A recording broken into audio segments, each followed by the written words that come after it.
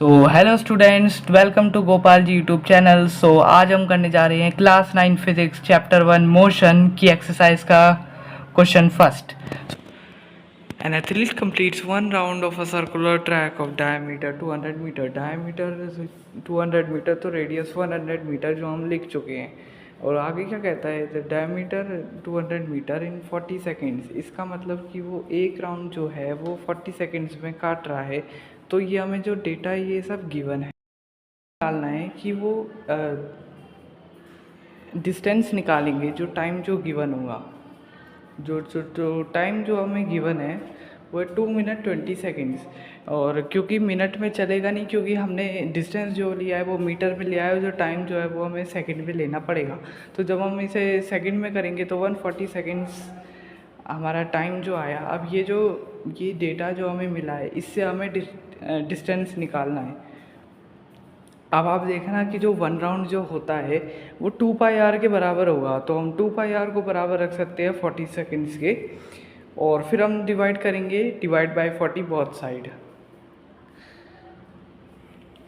फिर डिवाइड करने के बाद जब हम करते हैं तो 1 सेकेंड आ जाता है 2πr/40 के बराबर। इसका मतलब क्या है कि 1 सेकेंड में वो 2πr/40 डिस्टेंस को वो कवर कर रहा है। ठीक है, और फिर हमने 140 की मल्टीप्लाई दोनों साइड कर दी, और कुछ कैलकुलेशन करने के बाद, जैसे ये 220 ये ऐसे कटा और 2 7 जा, तो इधर हमने जो पाई जो लिया है वो 22/7 लिया है। और जब हम काटा पिटी करेंगे, फिर 7 से 7 कैंसिल, तो हमारे जो डिस्टेंस जो आया, जो गिवन टाइम में जो हमें डिस्टेंस जो निकालना था वो आया 2200 मीटर्स। अब हाँ, अब सेकंड पार्ट ये कहता है कि डिस्प्लेसमेंट निकालना है। हमें अज्यूम जो करना है कि ये इस पॉइंट से, जहाँ से मैंने एरो लगाया वहाँ से ये स्टार्ट कर रहा है। अब क्योंकि जो है हमें इसकी एग्जैक्ट पोजीशन नहीं पता, तो हमें इसके पहले नंबर ऑफ़ राउंड्स निकालने पड़ेंगे।